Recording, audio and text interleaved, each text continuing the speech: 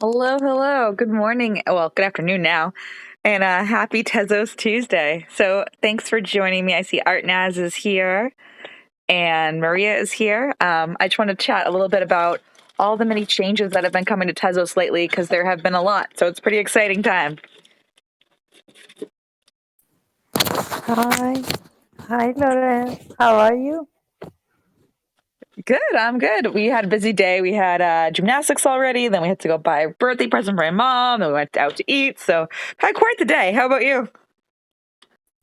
Thank you. We are so busy these days because it's Nowruz in Iran, and we are so busy with visiting relatives, family, and gathering together, and the celebration in Iran. Yes, we are busy too.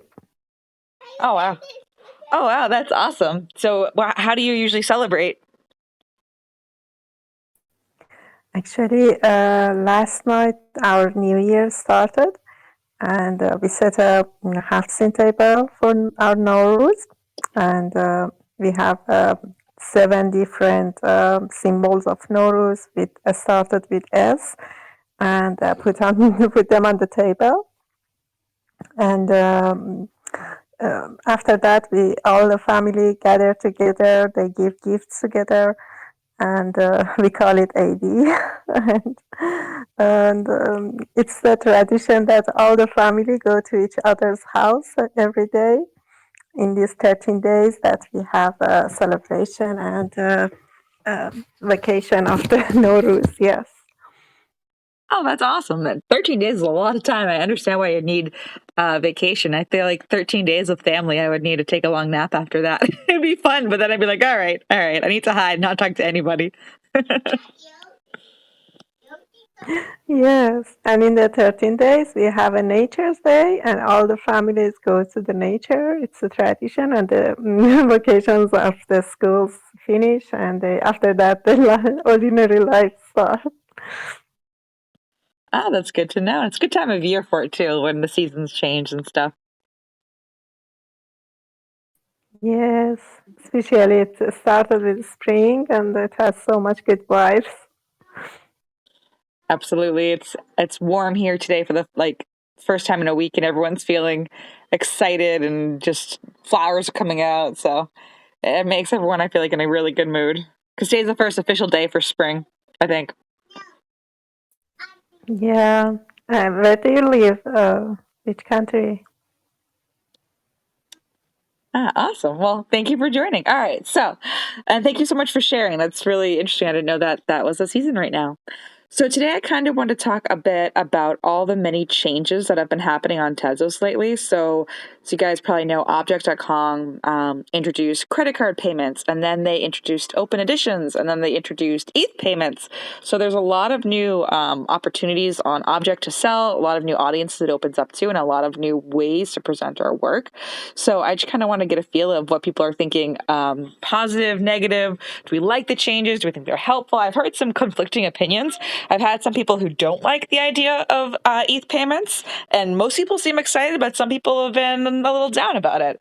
So I'm curious, anyone's welcome to volunteer to speak, and I'm curious what you guys think. So I can start off. Personally, I think these are all positive moves. To me, anything that expands my audience as an artist is a great thing. And I would much rather mint on one or two platforms and have that platform accessible to more collectors than have to spread my work out on a bunch of different platforms and chains, just because, each chain is its own community and it's a lot of work. And I'm just partial to Tezos. I love Tezos, in case you didn't know.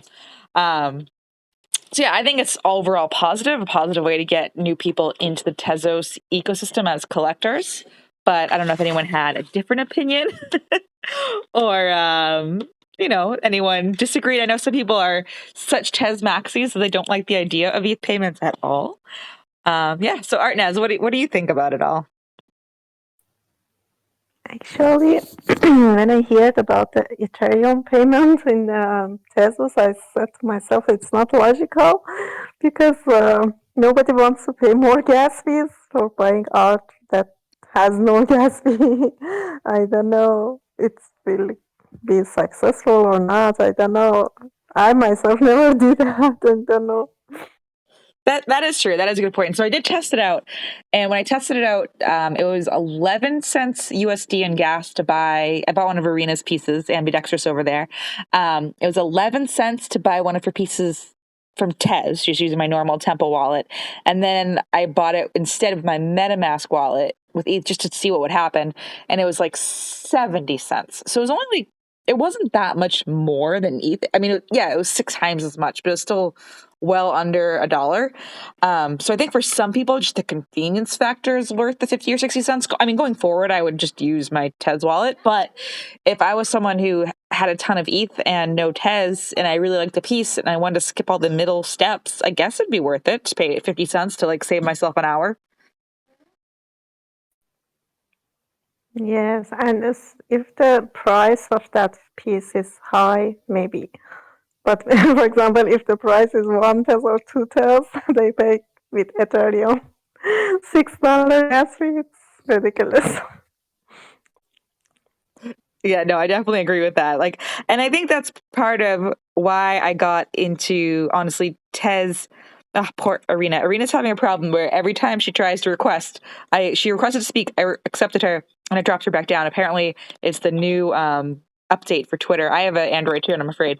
But what was I saying? Oh yeah, that's why I got on Tez in the first place, right? So like last May ish, everyone started doing editions on ETH, and everyone was all excited, like, "Oh, we're doing editions and blah blah blah," and I could afford my friend's work. But at the time, people were selling their work for the ETH equivalent of about 20 USD. And then the gas was like 18. And there were times where I went to buy someone's edition on Ethereum and the gas was more than the artist was getting for the piece. And I was like, this is ridiculous. And that's when I was pointed in the direction of Tez. So I definitely hear what you're saying on that front. Yes, exactly. I bought one of my friend's art last week. It was 15 Ethereum. Sorry, $15.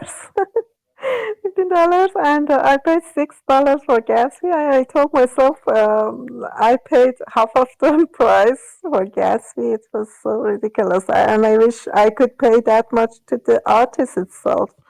It's very bad that the artist gets less than that.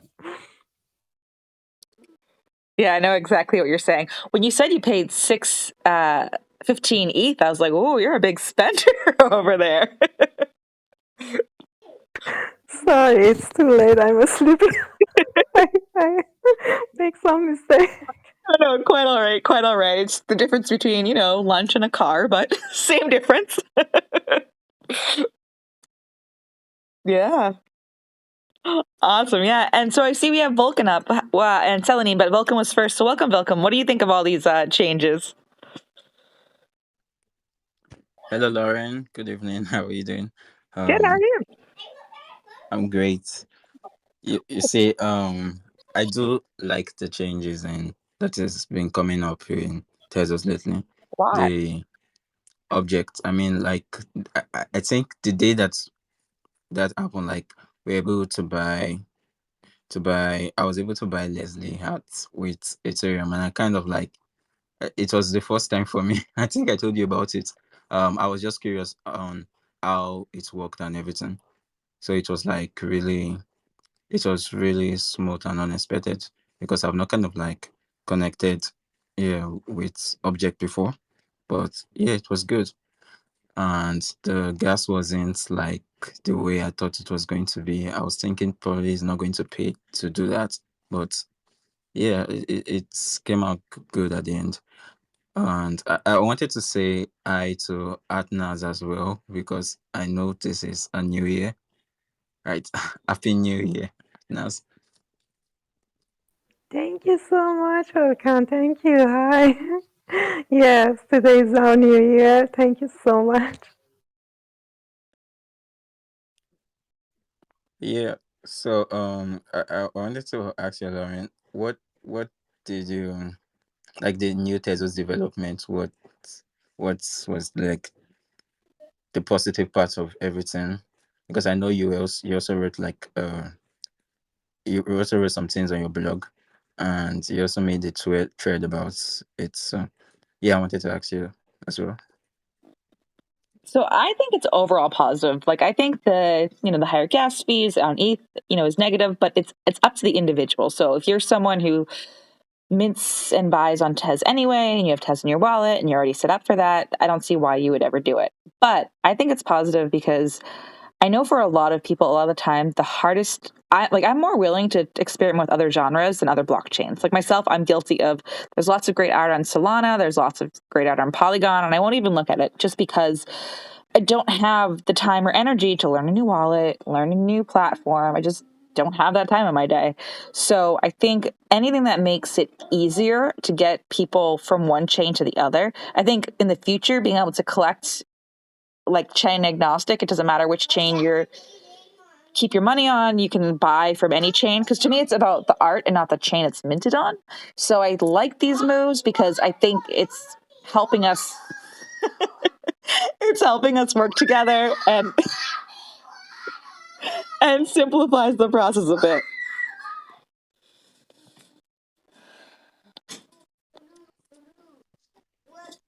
Well, that was lovely to hear. I'm sure she wanted to add as well. Wanted to add to what you were saying.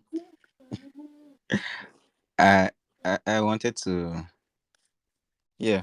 It's all like a positive part of everything. Like all what you just said.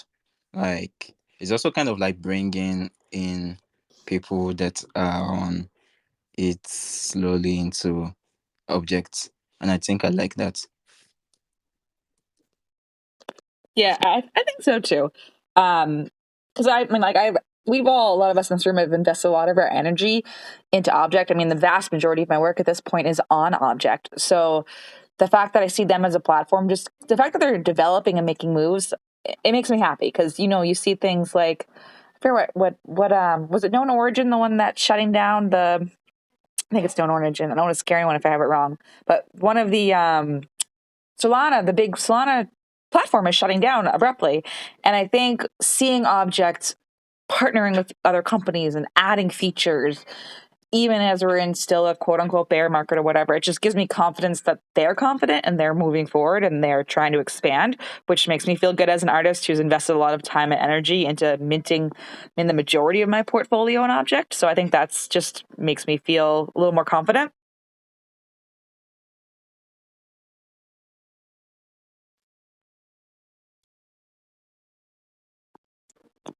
All right. Anything else to add, Vulcan? Oh, no, I don't have anything else to add.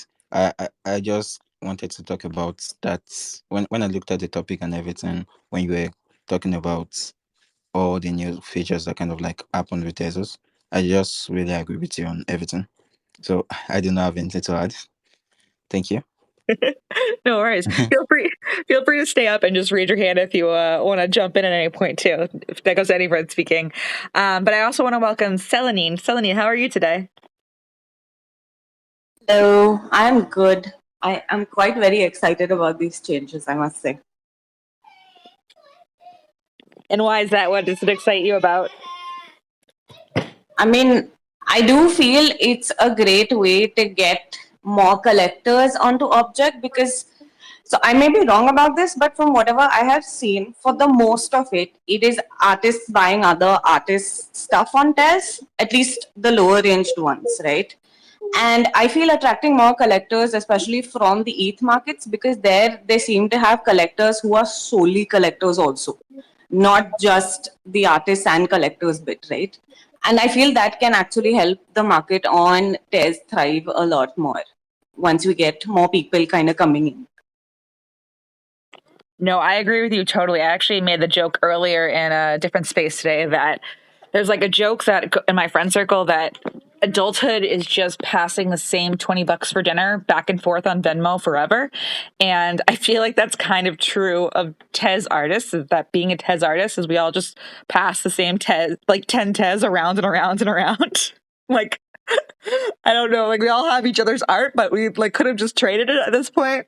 So I definitely think that's true. I definitely think that getting more people who are just purely there to collect art and not artists themselves will help make this ecosystem a healthier place to be, because there will be some people adding money to the pool and not just us all basically trading, which is fun and I love doing, and I think is a good long-term strategy because I do think a lot of people here whose art I've collected will rise in value over time, and I think I'll be able to sell it later for value. But on the short term, for if you need some short-term funds to keep going, I think it's really important having just like straight up collectors in the community.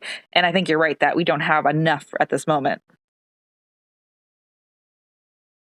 Yeah, exactly. And I don't know, for me, the way I saw this feature, at least it seemed to be more for people who are on ETH already, not so much for the people on Tez, because I don't see the point in buying that if I already have Tez in my wallet. Like I see no point in wasting more money on gas fees when I could have bought like another piece, for example. So I do feel this is more to just attract new people rather than for the people already on the Tez blockchain. And I'm also really excited about ObjktOne. I do feel that's a good step that they took. Yeah, I agree too. Artnaz, you have a point? Yes, I didn't get what is ObjktOne. Can anybody explain it for me too? I will appreciate.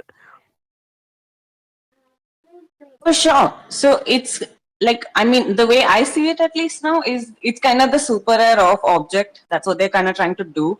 Though it's only one of one, there are no additions really there. And it's a curated platform. So you have to, I don't think applications are open just yet.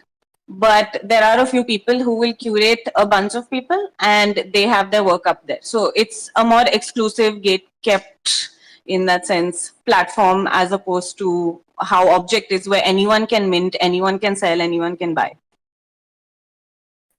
So it should mint a one of one and then waiting to the application open, yes? Yeah, I don't think they have applications out yet at all. Like, I don't think they're allowing other people to apply just yet, from whatever I know. But they have opened up applications for curators. So you can apply as a curator, not as a creator just yet, from what I know. Oh, that's interesting. I Thank didn't you. realize they have the curator applications open. Yeah. Yeah, that was quite recent. Sorry, Vulcan, go for it. Yeah, I just wanted to say that when I checked the ObjktOne for the first time, I was kind of like looking on how I could apply or something. But I was saying that we are going to kind of like apply as a curator, not as a creator, that type of thing. So I think it's just the application is just to be a curator there. So I think they're kind of like curators, but there's no application for to be on ObjktOne. Yeah, not yet, but I'm interested to see how they kind of go forward with the entire platform in general.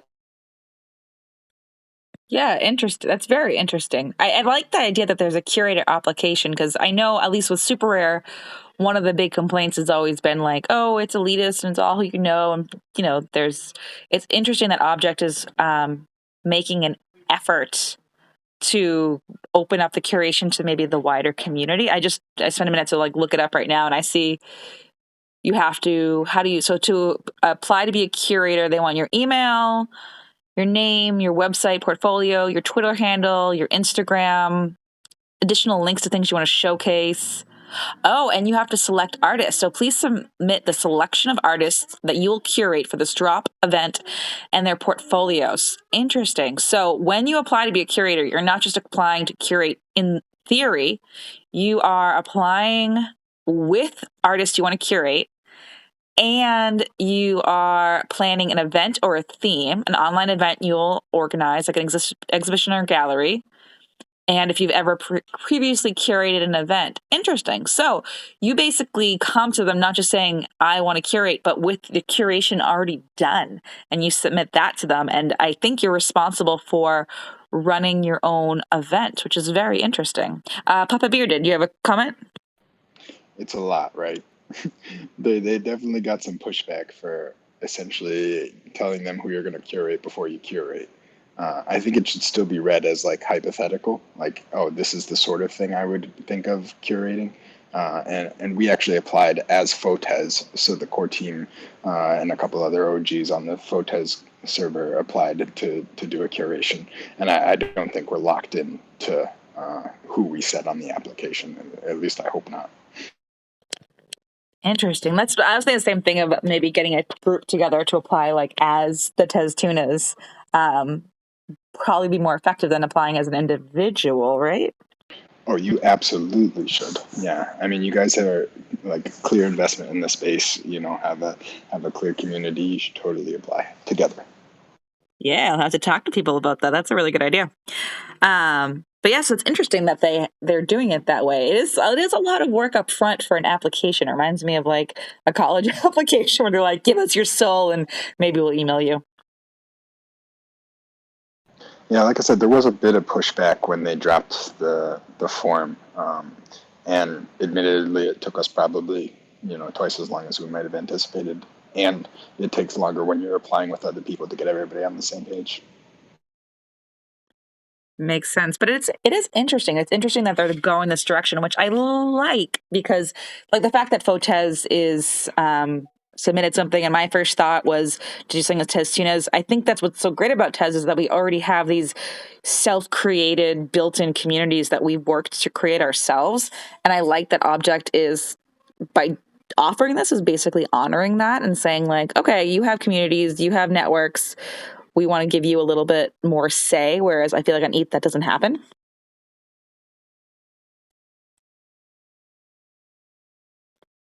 But Celine, I think you had your hand up. Did you have a comment to add?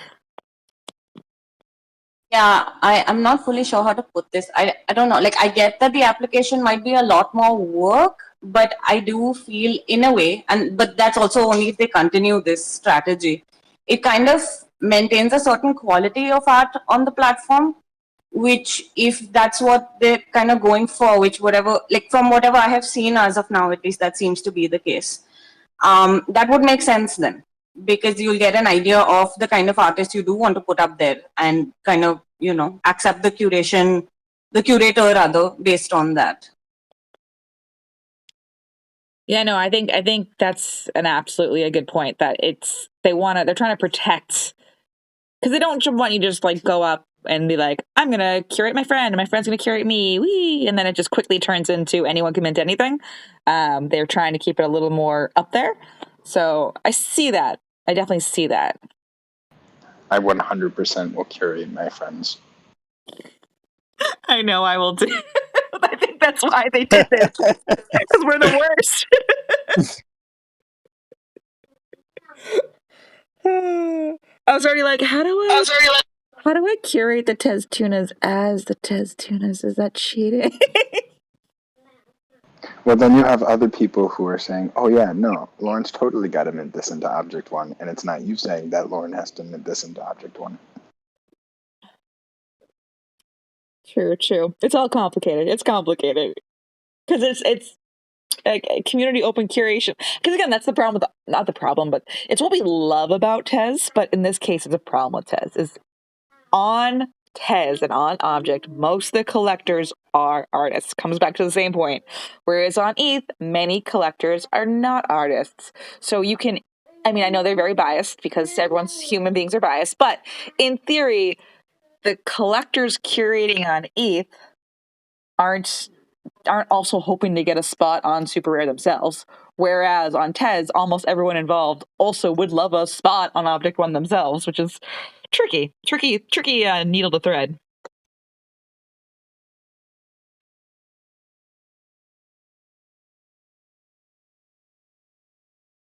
And now, interesting. Okay, so and then we talked about ETH. What about the credit card payments? Does anyone have any opinions on credit card payments other than it's dangerous and will break up marriages? I mean, you don't have a credit card that you only use for NFT stuff that the spouse doesn't have to know about? I thought that was just standard. No, I just keep track of his magic card purchases and try to stay like a hair under to keep the upper hand.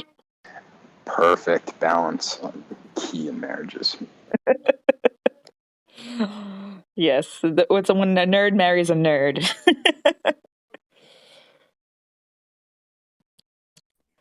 Well, credit card payments do not kind of like work well. Like before it used to be, but I don't know. All of a sudden, it seems like a lot of things have been restricted. I can't really pay things with card, even doing some subscriptions and different type of things. I can't really use my credit card anymore. So I think that is kind of like a restriction for me. I don't know if it's in other countries, but that's like one of the challenges I have with credit card payments. Oh, that is interesting because I know some countries do block. I haven't tried it myself. But Artnaz, do you have a comment? Yes, I want to say credit card is not available in Iran too. And if someone from Iran wants to buy with it, it's not possible. And I don't know, Object bring that option too or not yet, but it's not available in our country too. Makes sense. Now, I know the company that's doing both. I looked into it to write the article. The company that's doing credit card and ETH payments is a company called Winter, and their whole like website, the way their marketing is kind of focused at non-Web3 companies who are looking to add like a on-chain certificate of authentication to offer to their customers who aren't Web3 people either. So their whole thing is like allowing credit card payments so that people who never had a wallet before can like get an NFT that verifies that their really expensive sneakers are the real deal or whatever.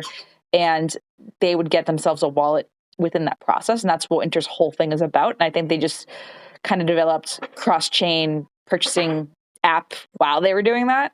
So that's what so that makes sense. Like their goal, I think the credit card thing, it doesn't seem like it's directed at us, the people who are already everyday users. It seems like it's directed at people who are like, oh, I love your art, but I have no idea what an NFT is. And you're like, yeah, just put your credit card in. Artnaz. Yes, and it's the question come to my mind where that NFT goes when they don't have any wallet for NFTs. So I know when I did the ETH thing, set it up, there was an option that it was like, do you want to use your MetaMask? Do you want to use your Coinbase wallet? Or it gave me some third or fourth option. But then on the other half of the pop-up screen, it was like, what's a cryptocurrency wallet? Why do you need one? So there's like 3 tutorials on what they are and how to set them up, and then a link to get a wallet if you've never had one before.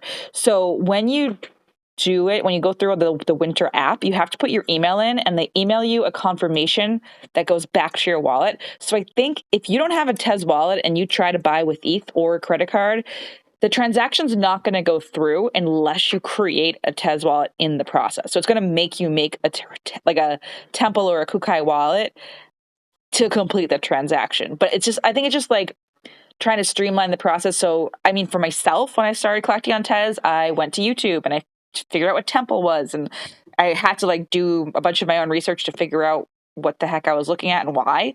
And I think they have it just built in that it automatically streamlines you through that process. But you're right, you do need a Tez wallet or the NFT doesn't go anywhere. Yeah, I mean the transaction won't even go through. You can't submit the transaction without a Tez wallet. Yes, that makes sense. I do have a counterpoint when you say it's not for us, though. You know, I think sometimes we all get a little liquid, and the fees were so crazy low on both ETH and credit card processing that if I'm like, I'm just a little low on Tez, I don't want to go, get more from an exchange. It's like, I'll just put that in and let's just see. That's true. That's true. I mean, I always have like 2% ETH compared to Tez because I'm a ridiculous Tez maxi or lazy That's or very both.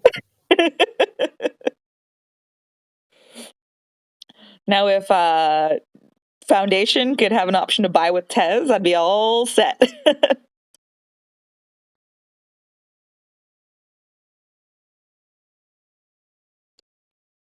Okay, cool. Any more points about the ETH payments or the credit card? And again, anyone in the audience is welcome to jump in and chat if you would like to. But any more points about that, or should we move on to the open editions? All right, let's do it. So open editions also got released in the last month or so, which is, a big move. I think there was a little bit of a problem that everyone got excited and everyone minted their open editions at the same time. So then a lot of them kind of flop because we were just flooded in open editions. But I think it has some potential upsides. For me, the biggest thing that I like about open editions is I love the idea. I really want to do the next Tez event we plan as an open edition. And I say this because, so back when we did the Tuna Time event back in August, the mint was 500 editions at 0.5, and you were supposed to burn the rest when the event was over. And a lot of people didn't. So I bought a lot of the pieces there. And there are some people who are, probably maybe even left and aren't even minting right now, not really into NFTs right now. So when I go through my collections, there are a lot of pieces in there that are still listed at 0.5 for 500. And I know like Lily White was talking about trying to do like a spring cleaning event where you encourage people to go and either raise their prices or burn old events that they never kind of finished on. So I really love the idea of doing an open edition Tezos event where you can say, okay, so you just set your thing to close on the 15th or whatever it is. We're doing a theme, we're setting a price, open edition, you sell what you sell, and when you don't, you don't. And I think that will be very handy in the future of events. Because then it kind of skips that whole step of, do people burn? Do they not burn? Do they forget? If you buy their piece for really cheap and then they leave it cheap, can you ever sell it? So I think that's the best feature of open editions. Otherwise, I don't know. I personally find them a little annoying, but I don't know if anyone has a different opinion than me. I agree because like open editions, like using them for test events is really, really good because I feel like most of the times when after this test event, like a lot of us would not know what to do with like after that whether we should burn it or anything. But I think open editions kind of like make it easier to do things like that, and you don't tend to see that type of history of you burning something in in the options. So I like that feature from open editions. And I also tested the open edition before, I think last month. And it was good, even though like we saw a lot of open editions, but it wasn't like, it was amazing. Yeah, I definitely like it as a tool going forward. But no, as you unmuted, what were you going to say? No, I just want to say yes, I had open edition last month and it was really good. And open edition object has some limitation, I think, because I understand when one collector wanted to mint more than 10 from my open edition, but he couldn't, and he said it has limitation of 10 mints. I think when you did list it, you set a limit and you didn't correct it. You could do that before you list it. Really, it was a mistake of me, maybe, Yeah, and I lose that chance of that minting. in the minting process, it asks if the limit per wallet, and I think it defaults to 10. And you as the artist can change it to whatever you want, but you have to change it if you don't want it to stay at that default. Yes, I didn't see that part, maybe. Yeah, we're getting to learn for the next one. But we have Claire up here. Hello, Claire. Welcome. Good afternoon or good morning. How are you? I've missed half of the conversation, so I don't know what you're talking about. Sorry. We were talking about all the changes in Objet.com, whether we're excited, whether we think it's good for Tezos, bad for Tezos, how we plan to use it. We talked about ETH payments and credit card payments, and now we've moved on to open editions. And like my point is that I think it's going to be great for events because we don't have to worry about, do we burn it, do we not burn it, do we raise our price? We just tell people to set a time, set a whatever, and go for it. Do you have an opinion on open editions on Tezos specifically? Well, I just put out one today, so this is my first one. I was a bit against it at first because, like, if you only sell like one or two, then it's a bit of a downlet. But I thought I'd try it today, so we'll see how it goes. But definitely, I think what you were saying is very true. I have some pieces from the Tez Tunas event, which are still like 5 pieces sold, and there's still like 495 left. So definitely, definitely that in that sense, it would be a great idea. Definitely, but we'll see. I don't know. I'll see how it goes. At the moment, I've only had 3 minted, but but it might get better. But there you go. We'll see. I think things are very slow anyway, generally. So yeah, I don't know. I just think generally the whole market's really slow at the moment. So we'll see. Yeah, so is your open edition thing I just shared at the top? It looks like an AI piece of a little girl with a scary monster. Yeah, that's the one. Yeah, I'm just having a bit of fun at the moment. Yeah, I like it. I love the eyes in it. The eyes are so crisp. It's crazy. Yeah, I'm trying to. I've got this couple of collabs going with 2 different drone artists, and it's so much work that I go and do a bit, and then I think, I'm just going to go and do something else. But I have to really concentrate to do it. So at the moment, I'm doing different things. So, but I have 2 pieces that I'm going to finish soon. But yeah, I'm having fun with it. Definitely, it's great fun, and it's getting better and better. I don't know whether it's my bot or it's me, or whether it's the version. I mean, I don't know if you've seen. There was a tweet the other day which was amazing of this guy who'd done no, it was on Reddit, I think. This guy, he'd got the same prompts, and he'd put them on version 1, and he'd put them through to version 5, and the difference was like absolutely amazing. So it's just getting incredible, which is pretty scary, but we'll see.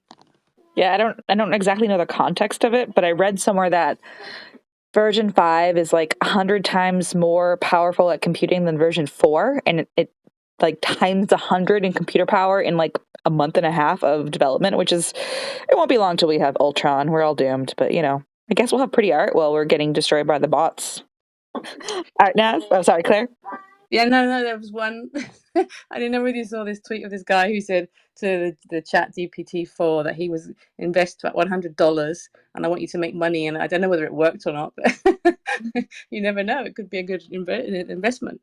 Yeah, I saw that. I saw that thread. I didn't finish. I didn't follow up on it. I saw it a couple days ago when he was first started, but I was like, oh, that's interesting. We'll see. When I actually have to stop working and the chat works for me, that will be fine, as long as I still get paid.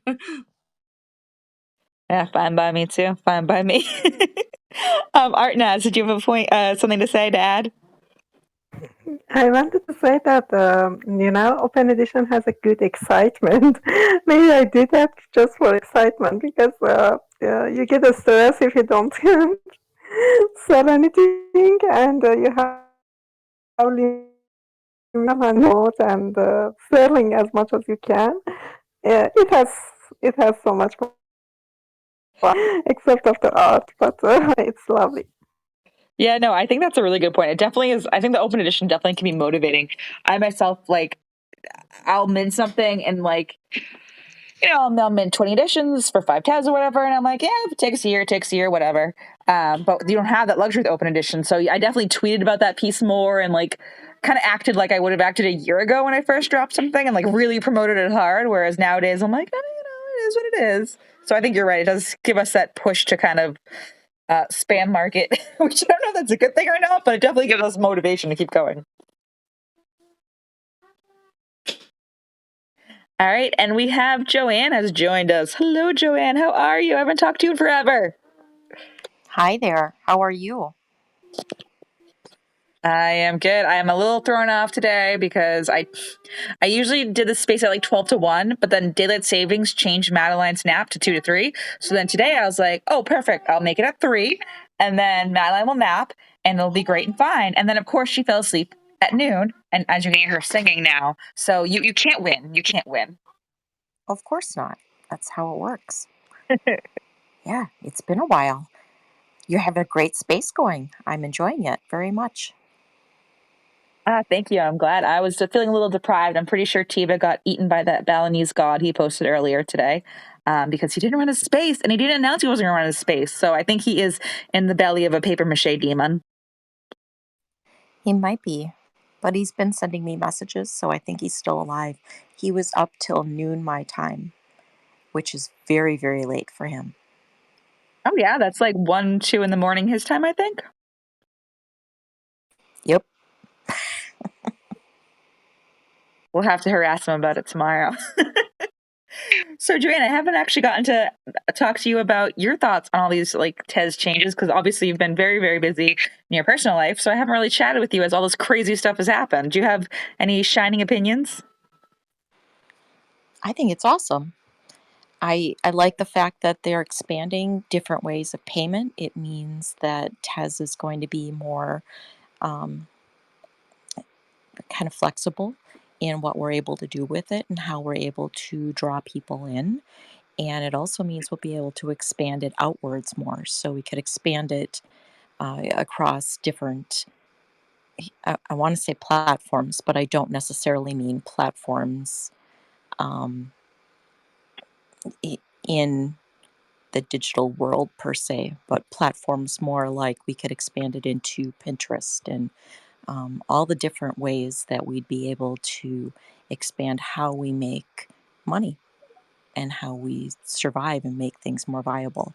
And I'm guessing that a lot of people can't quite see that yet, because I see the world a little differently just because of what I do, I guess, for a living. But it's one of the things that I'm working on for my little presentation for NFT NYC. If everything all worked out, I just got a text like a second before you said my name from my husband saying I can pick him up tomorrow around lunchtime from the hospital. So he will be coming home. Yay. Oh, that is absolutely wonderful news. I'm glad everything went well with him and he's already on his way home. And I'm selfishly glad everything went well with him because I need you to sign your headshot. I mean, I've been holding on to this thing for 6 months and I need an autograph on it. You're such a brat. Are you going to take that? Oh, yeah. Are you going to take Okay, just to fill in the room really quickly. So I met Claire and Irina in Porto, and Joanne couldn't be there. So Claire made an 8x10 like styrofoam headshot of Joanne for us to take around all day and take pictures with. And then at the end of the day, when we started ways, it had ended up in my backpack. So I had a big backpack with like diapers with a kid. So it ended in my backpack. And then Claire and Rita went off and whatever. So I took it home. It's in my kitchen. I'm literally looking at Joanne's face right now. I'm sitting at my kitchen table and she's leaned up against the back wall of my kitchen where she's been perched since early September. And I'm totally bringing it to NFT NYC and getting a shiny gold marker and making her sign that. Probably right after your speech. I'm going to rush the stage and make you sign it. I feel like I'm your moral support person there. I don't even need to say anything. You're my kitchen guardian. Lauren, I think you should actually print a photograph of me and Irina because we want to be there too. Oh, maybe I could get like a hat made with you guys, the picture of the two of you from Porto, and just wear it on my head at all times. I do have a Printify shop in my website now, so I could probably do that pretty easily. Are you going to wear your sash? No. I was hoping to be taken slightly seriously. You've definitely got to wear it, and the crown. The crown is on my bookshelf, and it is in 3 pieces because Madeline has gotten her hands on it a few times.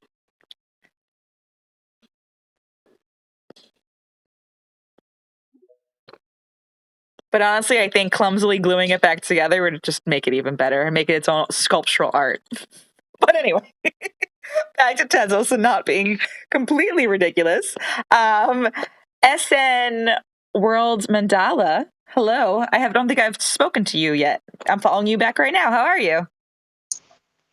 Hi, Love. Hi, everyone. Thank you so much for opportunity. This is my first time on USB. I kind of nervous. So nice to meet you, everyone. My name is Sujitra, and I'm an artist from Thailand. Nice to meet you, Sujit. Now, are you on, do you work on Tezos? Yes, absolutely. I am on Tesla.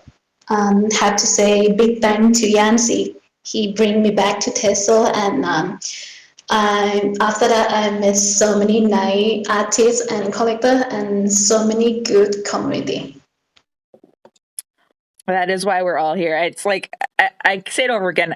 I was saying to Joanne and Claire and Irina and stuff in our group chat. I was writing my NFT NYC speech, and it's just turning into a like love letter for Tez. But it really is like there's such a strong community, and we all have each other's backs, and it's really awesome, and it just makes it so much fun. So, Absolutely. what do you think Sorry. of? Sorry, no, I was going to say, what do you think of all the new developments? That I mean, Object's done so many new things in the last month and changed a lot. What are you thinking about it all? I think it might be better, and yeah, it's gonna be so good for artists and also a collector. In fact, it's so many things change. We can see how it goes, and I hope it works better for everyone. But for me myself now, I'm not really see much change yet because I just back from my busy life. So yeah, have to think it out how change and how better on Tesla. Yeah, I know what you mean too. I haven't really seen effects yet, but it's also these things are new and they will take time to catch on, and people might not know about it.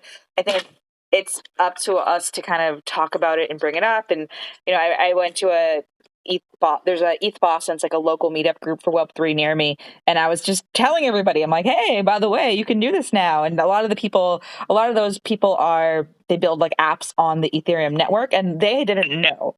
So because I feel like it's a Tez initiative more than an ETH initiative, and the Tez community is smaller, I feel like it is kind of our responsibility to be loud about it, to get people to know about it before we see any difference. Yes, Joanne? Well, I want to talk about the open editions for a moment. So I did an open edition, and I don't care that it did or didn't sell very much. I mean, it only sold 5, and that's fine.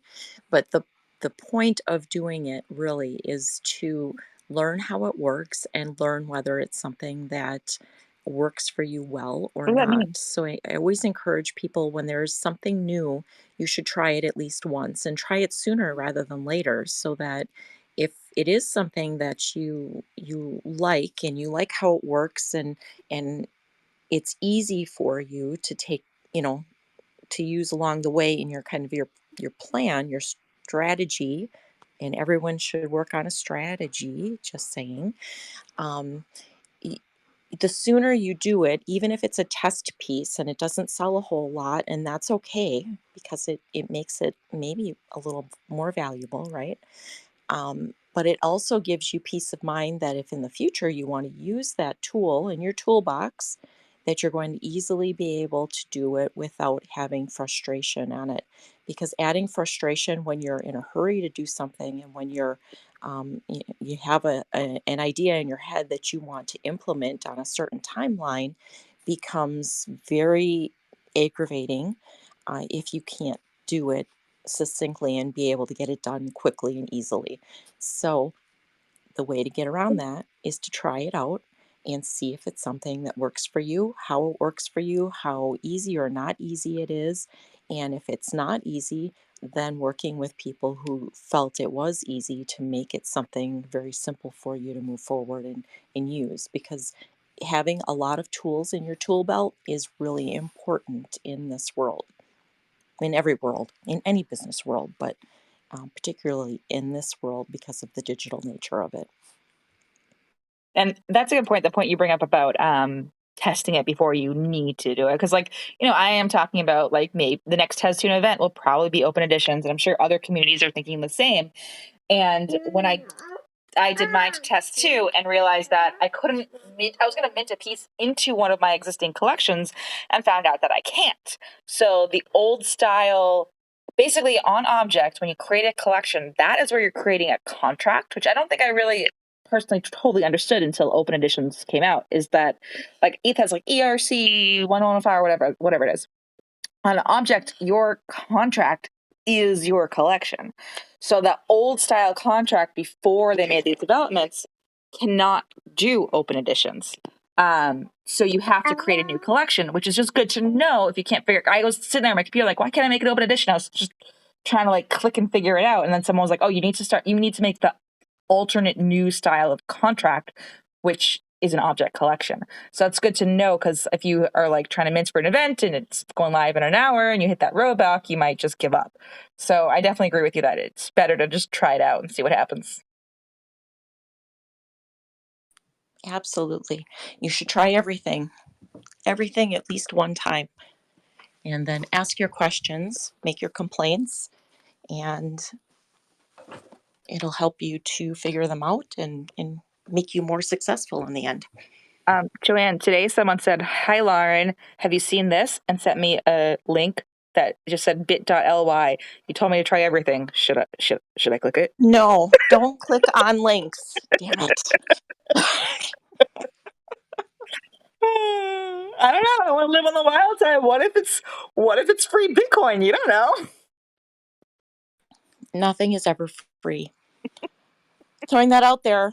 Nothing is ever free. You will pay for it in one way or another. Point taken. But yeah, sorry. So yeah, you have my pencil. Sutra. Did you have more to add about the open editions piece?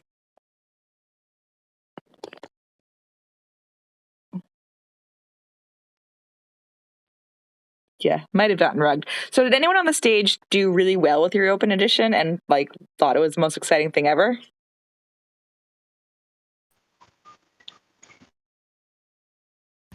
Sorry, can you hear me now? I can hear you now, yes. Thanks. Yeah, I'm really interesting about open edition, but some of friends say open edition you need to got more support from your community and make sure your way to do is the right way, not higher price, and so many things about that I want to learn. So can you guys tell me about the good thing and the bad thing about the open edition so I can make more choice for myself? Yeah, definitely. Does anyone who Art Now's had her hand up? Do you want to talk about what you liked about your open edition experience? Yes, I just wanted to say there is I think a negative point of open edition is that when some creators sell a lot in their open edition time, it's hard for the collectors to sell them in the secondary, and maybe it's just a negative point of that, because if you sell, for example, 50 edition or 100 editions of something, it's become hard for the collector to sell it or flip it. I think it's just a negative point of that came to my mind. Yeah, that's true. Papa Bearded? I mean, on the other hand, if you're selling them low because it's an open edition and you're hoping to sell lots of editions and make it really accessible, then there's more space once it closes to sell for higher prices than you paid, but still relatively low, if that makes sense. And open editions overall, I love that they have like a built-in closure. Like you mint a piece, you have a certain number of editions, you really want to sell it out. You're debating with yourself whether you burn or what you do with those last few editions. And with open edition, you don't have to worry about it. It's all built in. That is true. And I think what's nice too is I know the blockchain shows how many you minted and how many you burnt over time. So who knows what the culture will be like 10 years from now. But like, if people see that, oh, you just sold 7 versus like, oh, you thought you could sell 100 and then you only sold 7 and then you gave up, like, I don't know, like maybe that will have a negative connotation to it. Whereas the open edition, you don't have to make that choice. Claire? Yeah, I was going to say, when we did the Tez Tunas event last year,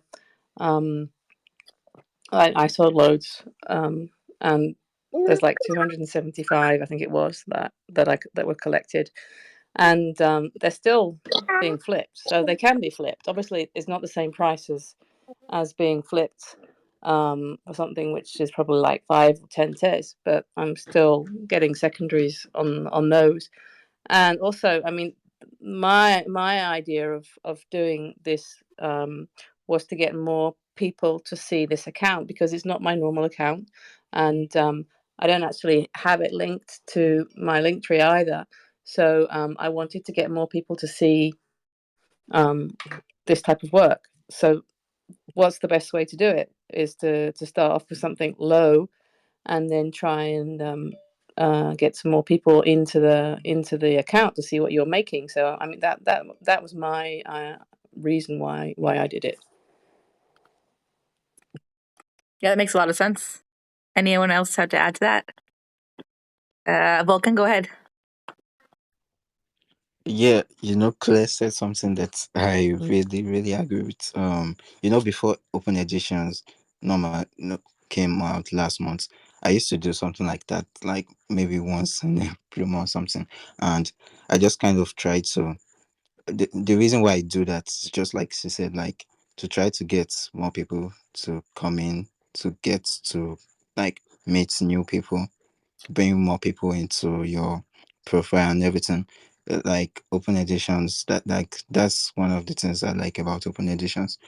So that's one of the things you said that I really did agree with. Anytime I do open editions, I always like the aspect of it, like because people kind of like feel, especially when you're kind of like meeting someone for the first time and they don't want to kind of like, but they really like you out and they just want to. Exactly. So open edition is just one of the ways to kind of like connect with new people and eventually get them to notice you more. No, that makes total sense. I also personally, I don't worry a lot about scarcity, because I feel like you can't worry about scarcity and say we're early, because they're like 100 editions right now might seem like a lot, but if things move in the direction that we hope and want them to move in, 100 editions really wouldn't be a lot, because like there's something like 40,000 people trading NFTs in the whole world. What about when there's a million and you have one of 100 of this artist that has become more successful? And one of 100 is a tiny, tiny amount. I mean, there are 10,000 Bored Apes and they sell for 50, 60K or whatever. So I think that this idea that like we have to be super worried about not quote unquote flooding the market is a little bit silly, just because hopefully the market will grow and hopefully eventually 100 will be a small edition for, I would love if more than 100 people wanted my editions 100 years from now. That'd be great. That'd mean I made it. So I think if your goal is short-term flipping, I'd worry about it. But if your goal is more like, where is this going on the next 10 years? I think 20, 30, 100 editions really isn't that big of a deal at all.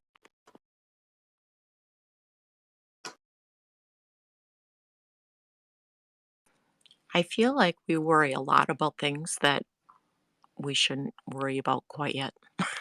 But that's just me. We are artists. We are by nature all anxious. That's why we do art, to resolve our anxiety. So we worry about everything. Thank you, Joanne.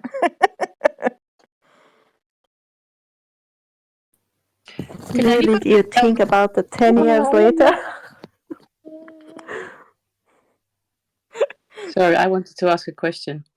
Does anybody know about this platform ObjktOne?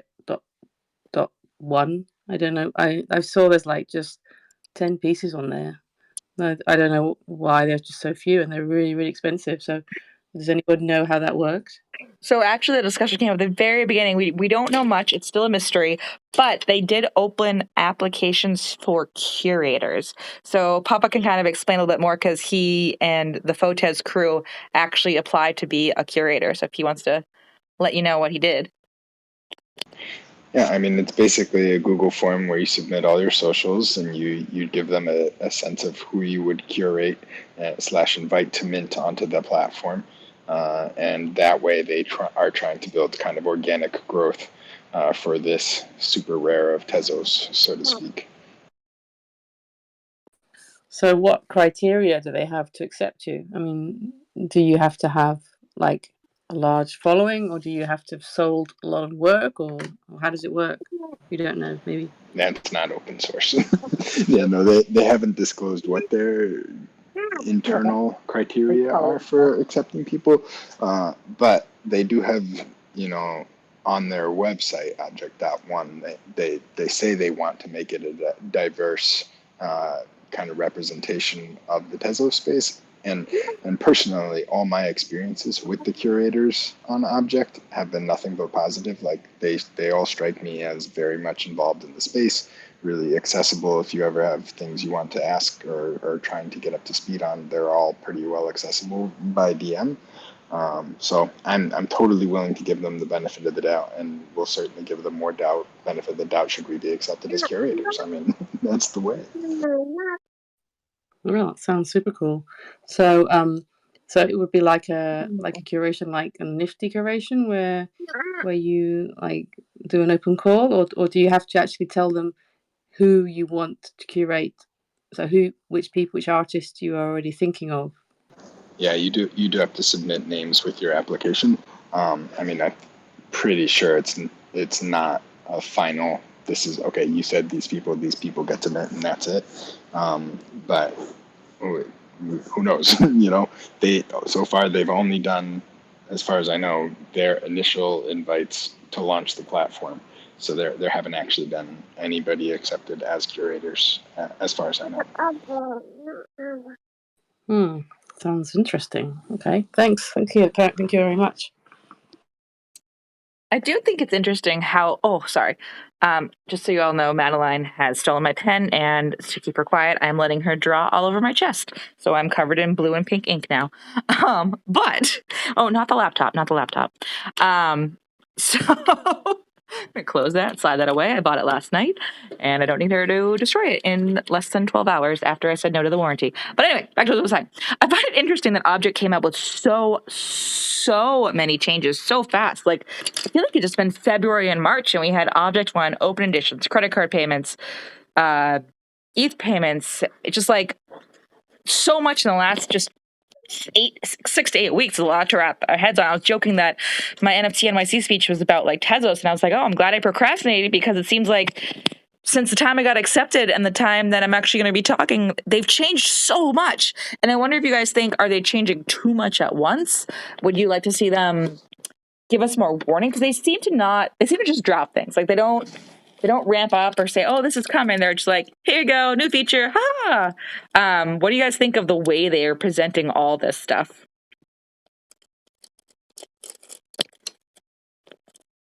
I mean, they have a roadmap, so they have a website where you can see proposals for additions to the platform, and you can see what they're working on. So it's not exactly top secret, and I think it's probably a case of like duck on the water, where it seems like the surface, everything's calm, nothing's happening, we're in a bear market, and then suddenly, like you said, last 6 to 8 weeks, there's a whole lot of changes, when in actuality, there's a whole lot of movement under the surface.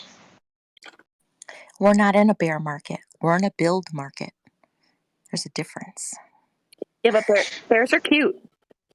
I mean, tell that to my income stream, but I appreciate where you're going with it. Now's your time. You're building, right? You're gonna make it. So I never stop building.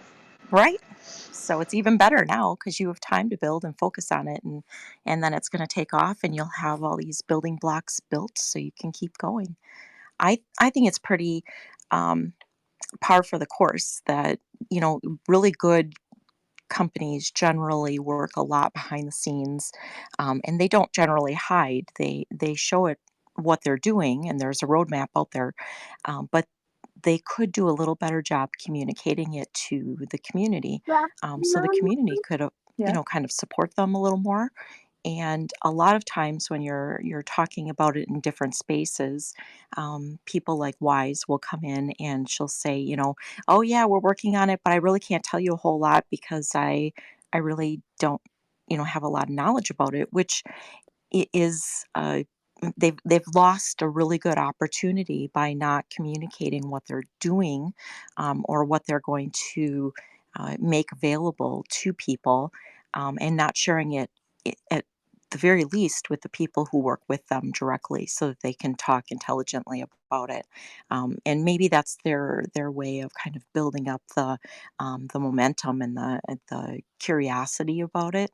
But to some degree, it frustrates people, and then they kind of get pissy about it and start, saying negative things, which you don't want to do, right? You want to encourage it to be more positive.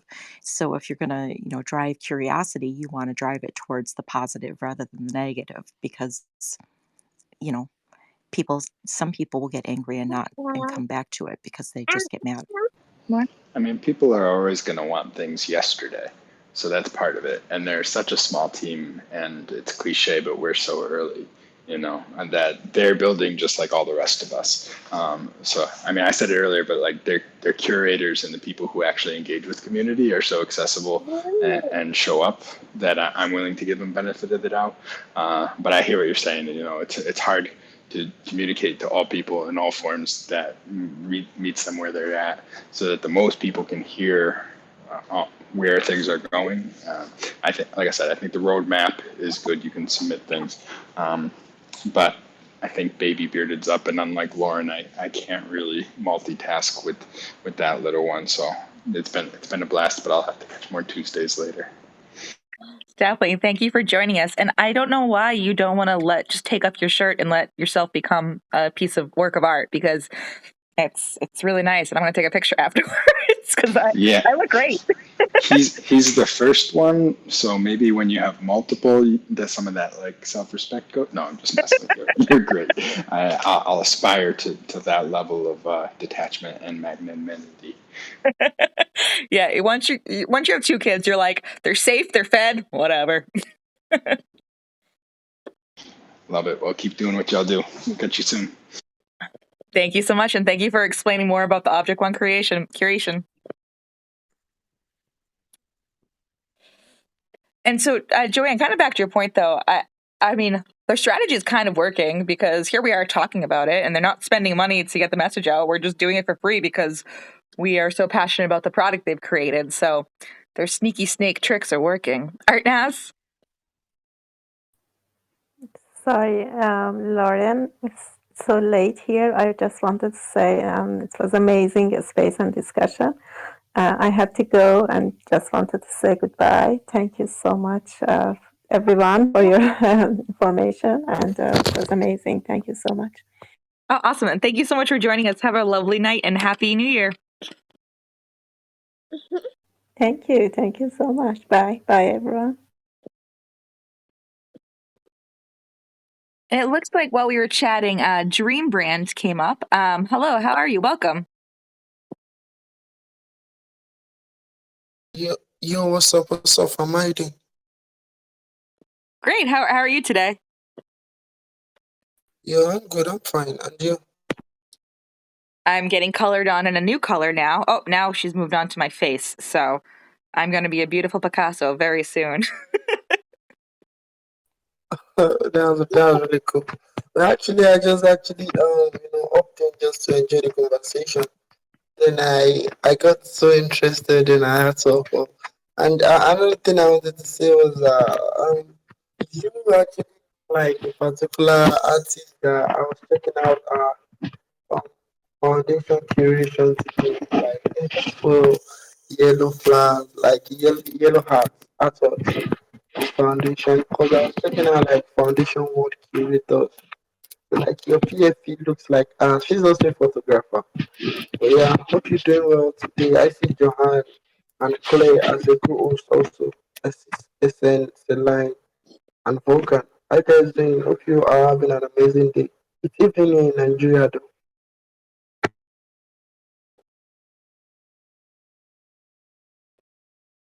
Thank you. So you were breaking up a little bit there. So do you know Vulcan? Yeah, definitely. I know Vulcan.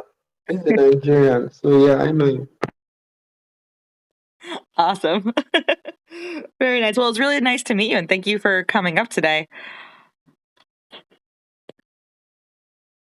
Yeah. Thank you very much for having me also.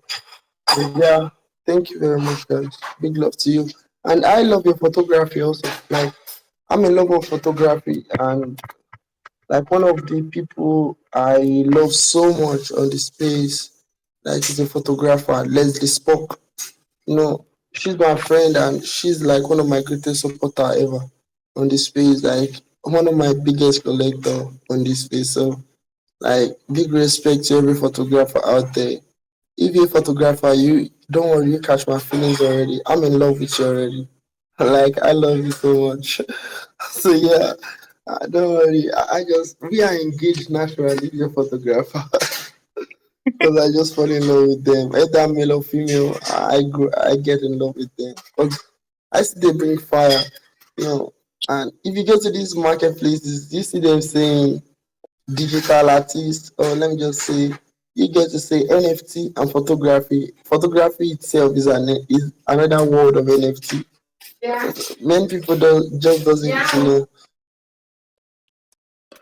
many people just doesn't recognize it, But yeah, it's like another world itself. People get you see a lot of amazing people in here. Like Giulio, Leslie, Charlie. These people go to the extent to bring fire. And we've been following each other for a while, but I haven't like your following and followers is balanced also. 16.1. So yeah, like nice meeting you. I would love to deep dive, check out your artwork. Like enjoy the view and the artworks and the photography. Awesome. Sorry, to unmute. That's great to hear. Yeah, I know. I love Leslie's work, and Julio and Charlie. It is great. There's so many like strong pillars in the community that just bring amazing work to the NFT scene and really help us, legitimize NFTs as a way of delivering art, because there are some very quality artists here.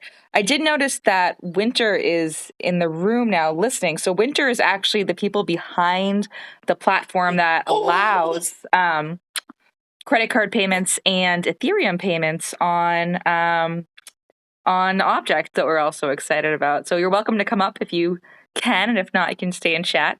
But I should also thank you, Dream Brand. I'm glad I see your art. It's really cool. It's like little guys on an adventure. I want to look into it more later.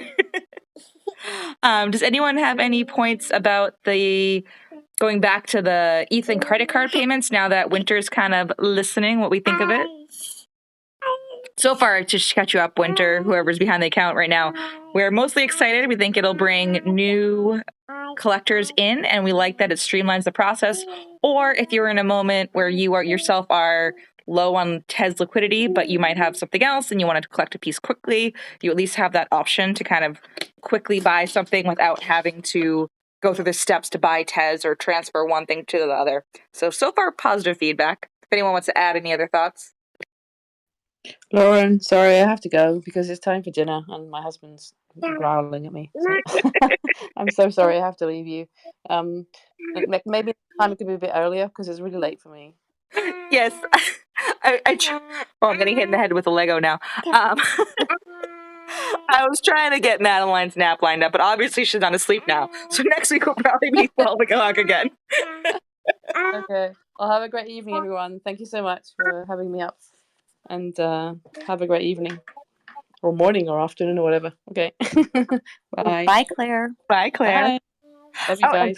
Bye. And, so we do have Winter up now. Hello. Who is with us behind the account today? Hi there, it's Kyle from Winter. I help with partnerships. How are you doing? Great. Yeah, so I was doing some research into once, it dropped, and I did some research into your company. So it looks like you guys are all about making it basically letting Web 2 payment styles collect Web 3 products. Is that accurate?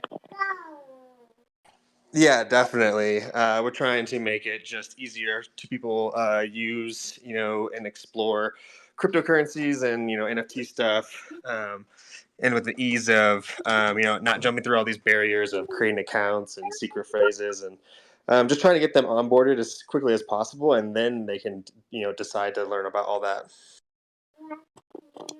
Yeah, I love it. I always say, like, I got so into photography because my first DSLR that I didn't bother to learn broke. I went out and replaced it, and I was like, all right, I'm too deep. I got to learn it. So it's kind of like that same logic. Like, well, I've already thrown some cash down on this. Let me now go back and learn it. Yeah, definitely. Definitely what I've learned in this space is if you actively use it, you should definitely investigate more or invest into it. Just because if you're using the product and something's going right, you like doing something. So yeah, that makes all sense. But yeah, no, we definitely just try to make it as user friendly as possible and kind of make it seem like an average online transaction like from Amazon or something that people are familiar with. New people don't really like and understand it. All these, things in Web3 that become apparent over time, right? Definitely. And if you don't mind, I have a question. This question's come up a lot with when I've been talking about this to people. The biggest pushback people have had is they're wondering, you might not know the nitty gritty, but in terms of taxes, especially if you live in the States where a lot of us do, if I were to, when I use ETH to purchase a Tezos piece, am I basically performing 2 or 3 transactions? Like, am I taking my ETH, transferring it to Tez, and then buying a piece? And would that be considered like 3 taxable events as an American? Do you know that? Or, cause that's the biggest concern a lot of the Americans have had is this considered 1 transaction, or are we performing like 3 transactions here by clicking on this? Correct. Yeah. So what ends up happening is if you are using like the cross-chain ETH function, yeah, there's a couple different transactions that are actually happening, right? So we are collecting your ETH, and then which is I guess one event, and then on your behalf, we're transferring it over, bridging, doing all that stuff, and then we spit you out the end product of the NFT. So technically two events happening. Okay, thank you for that clarification. So that makes sense. I think for the convenience factor for some people, that's worth it. Some people who collect more often, it might. I know this year when I did my taxes, I had to pay for the Primo Demo Coinly because I had so many individual transactions. So it's good to know if you plan to do this often, you're technically doubling the number of transactions you perform, which in some countries doesn't matter at all, but in some countries it kind of does. Yeah, for sure. Definitely makes sense. And we don't technically track any of all that. We definitely highly encourage people using like Coinify or Coinigy, or some of these other platforms that specialize in that. We kind of just do payment solutions. But yeah, definitely something to always think about, right? Yeah. Good to know. I mean, I still think for a lot of people and a lot of times the pure convenience factor is definitely worth it. And I did it myself just to test it and it went pretty seamlessly. It was as fast as though I was just using Tez to buy Tez. Like I didn't notice anything in terms of time or anything like that. It went right through, which is nice because if I was in a situation where I had ETH and I wanted to make a Tez to buy Tez, it would probably take me like 30, 40 minutes of different websites. So it is nice for that factor for sure. Yeah, I would say that I'm an experienced person in the industry, and like I still don't like going to random bridges, and especially the first time, like it's so up in the air. Like you don't know if this bridge is going to work, if my money's going to arrive. It's just a lot of these questions that need to be answered, and so we kind of fulfill all that, and hopefully bring the trust with the people, and so like. If you look at like people using cell phones and like credit cards beforehand, like people were super skeptical, but now that trust has been built over decades, people just use it seamlessly without even questioning the fact of it. So we're trying to make sure that happens, and because everyone doesn't need to know that ERC20 bridges to this network and all this other stuff. Like just like most people don't know how an average like how we're talking right now. Like most people probably wouldn't be able to explain the actual depths of it, but they know that because Twitter Spaces works, that we can all communicate together. So, yeah, I think those barriers are really big for the average user, like just getting confusing. So, yeah, breaking that down is very important to us. And honestly, the timing, like you're saying, is like, normally, like say the credit card version, you would have to load it onto a central exchange and then, wait X amount of time, and you get feed for that, and then you get feed for transferring it to your, decentralized exchange wallet. And so all these barriers that are being broken down just by timing and even the fee structure just helps initiate the process and makes it, freely flowing rather than this limbo era that you see a lot of time with bridging and things like that. Absolutely. And I was actually pleasantly surprised with the fees. I think it was only like 60 or 70 cents. Now, is that variable with Gwei, or is it usually pretty low? Yeah, so anytime ETH function kind of comes into play, unfortunately, like gas fees are definitely fluctuate, and so it will go up and down. How our pricing API works is that we pull it from Coinbase, and essentially it holds that it holds that money price action for a minute. So it has that time period of that, so it doesn't move up and down. It's not like it's moving. And once it goes through, obviously you'll get it at that rate. If you don't transact within that certain amount of time, then it actually it'll like reset and try and figure out the next price point from Coinbase API. So, but yeah, definitely some interesting things to think about with the pricing and how that all works out. But happy to share anything more as well. Oh, yeah. And I see Sutra has her hand up with a question. Go ahead. I'm sorry to interrupt the conversation. I really have to go now. It's 3 o'clock in the morning in Thailand, and so happy to know you guys and connect with some of you. And I also collected one edition of Claire. So yeah, hope to catch up you guys next time. And yeah, thank you so much for all the opportunity. Thank you. Awesome. Thank you so much, and hope to see you next time. And it will be earlier, not 3 a.m. So, because my baby is not napping. So, thank you for coming. So, Kyle, so my other question was, I did notice, so I just as a test, I opened the transaction on 2 browsers, and I went to buy the same piece on with my Tez wallet and with my MetaMask wallet at the same time. And in addition to the gas fee, I did notice that in Tez, at the moment of the transaction, it said I was going to pay like the equivalent of $4.89 USD. But then through Winter, it said $5.12, which is only a difference of like, I don't know, 30 cents. So that's negligible to me. Is that a fee that your company takes for offering the service? Yeah, so there's each kind of service will have different fee structure. Like the credit card, debit cards, a $5 or 5% fee, and that's just kind of because of credit card processing stuff. Whereas if you're using the cross-chain ETH function, I believe right now we're doing like an introductory phase with Object, so I think it might actually be lower, but I think it will eventually go higher. I think it's at 2%, and I think the end cap is 3%. So a lot of times when we have these new partners, we offer. I think it was 0% when we first started, and then we slowly are going to our point of where we decided that would be the transaction fee. But yeah, so I think right now it's at a limited rate, and that's just because we are hopping through all those barriers, just middlemaning it, and that's how we make our actual revenue. Yeah, I mean that makes total sense, and it's a reasonable point for sure. But yeah, that's interesting. Now, do you guys are you? I mean, you might not be able to tell us, but are you in talks with other like the reverse direction? Is it something that you would add using a Tez to buy ETH pieces in the future? Is that a goal or not so much? Yeah, we're open to anything, honestly. We try to adapt to what the community wants and what traders want.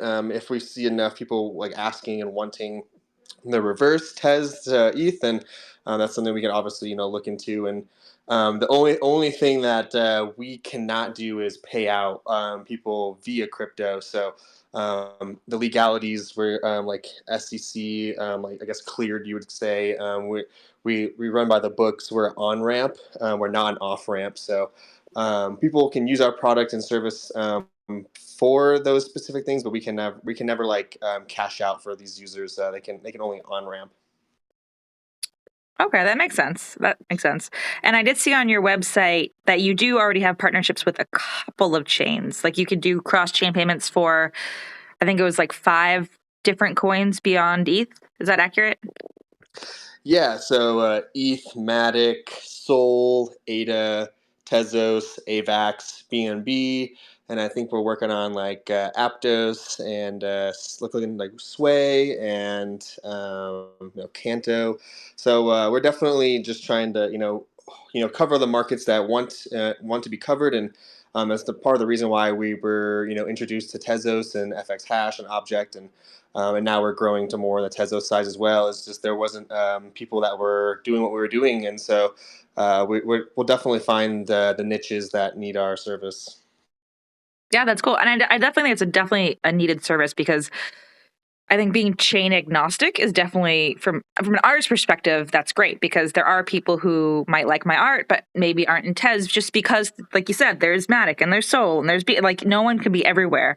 So it's nice that people, if they're like, oh, I just love that piece, I don't care where it's minted, you're providing an option for them to get it, which is pretty cool. Correct. Yeah, I think we've been trying to bridge that gap. It was like the beautiful part about Web3 is like to be able to use your money when you want, where you want, and not have any banking restrictions. And there still is a little bit of friction between these chains that are being created now, that there you can't flow liquidity easily from one to one. So I think there are bridges that still need to be crossed and built. And so yeah, I think chain agnostic is definitely the future. And I think just being able to freely use your money anywhere at any time is very important, and I think almost the essential concept of Web3. Yeah, awesome. Thank you.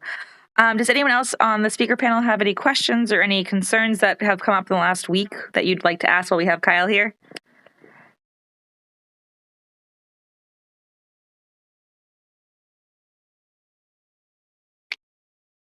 Looks like we're there, but yeah, thank you so much for chatting with us. Is there anything else you'd like us to know about the service you offer, or something that maybe as artists would be good for us to know when it comes to selling our art and encouraging people to use cross-chain purchases?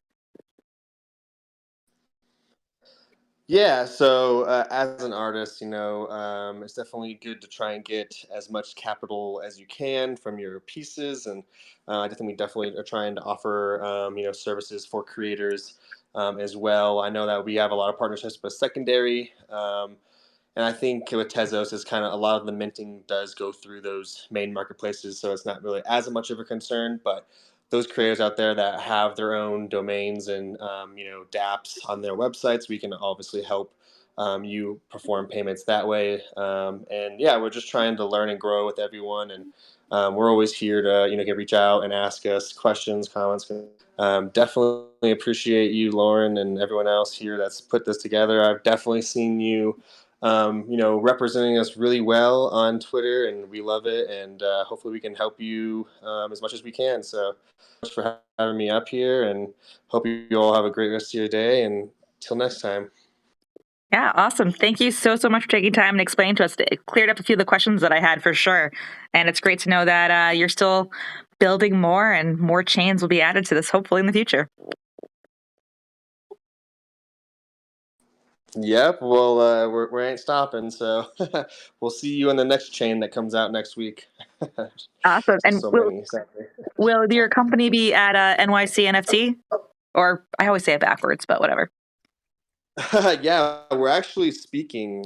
So we have a whole like segment on onboarding process, and then also legalities. I know everyone's kind of always talking about trading and maybe making money collecting your favorite art.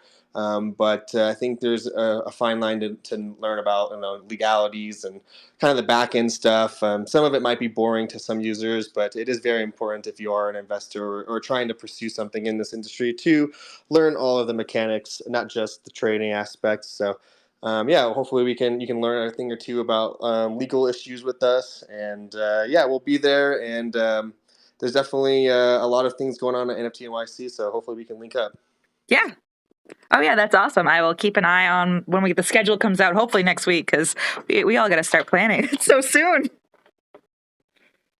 I know. Just getting over all the other ones, so that's pretty funny. But yeah, we'll keep in contact, and let's link up. Sounds good. Sounds good. All right. Thank you so much. With that note, it's been an hour and a half. We've covered the topics today were the ETH payments, the credit card payments, the open editions, ObjktOne. We've kind of covered them all. If anyone else wants to jump up on stage or anyone on stage wants to say any final thoughts, because I think my kids are ready to mutiny. Now would be the time. Otherwise, we can maybe wrap up here and catch up again next week. As my son cries about the tiniest drop of applesauce in the world on his shirt. I'm now cleaning it, but it's invisible to my eye, so it was a big drama. Anyway. Does anyone else have any last thoughts before we kind of close out for today? It was a great space, Lauren. I enjoyed it. Thanks for sharing. Thank you. And Celanine, go ahead. First is we want photos of the Picasso face for sure. That's a little non-negotiable. But thank you for the space. I really enjoy your Tuesday spaces. They're always informative. Thank you so much. Yes, I will take a picture of that. I might send it in DMs because it's a little risque how far she went with the coloring, but I will send that to you for sure. Okay, well, thank you so much for coming. Interesting the conversation. Thank you again to Kyle for jumping in and answering some of our questions. It's really awesome when, people who are creating the apps we're talking about notice and want to be part of it. So thank you for that. And hopefully we can hook up at the conference next month. And I will see you all. Well, I'll hear you all next week. And I'll see many of you in 3 weeks. And I have to go deal with the small demon child that I seem to have that is growling at me. All right. Happy Tezos Tuesday and goodbye.